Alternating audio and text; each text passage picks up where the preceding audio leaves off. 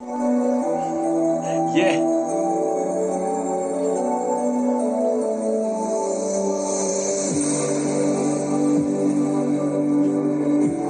One time for your mind.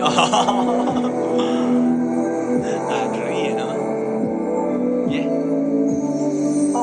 Iyang pagpaalam na maayos at ako'y biglang sumama sa babaeng nagpatibok ng puso ko at siya ngayon aking asawa.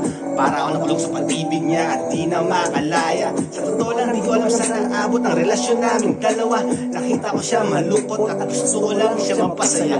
Di nagtagal na biyayaan kami ng anak na dalawa. Talagang sinadya ko sundan agad para wala na siyang kawala.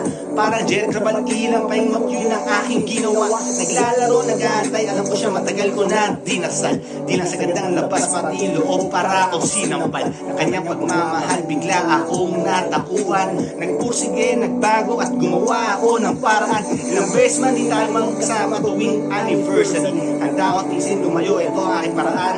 Sorry, matalino ka, naging totoo di para makinig sa maswami. Ito lang masasabi ko, bad trip sila, sinisira nila ating love story.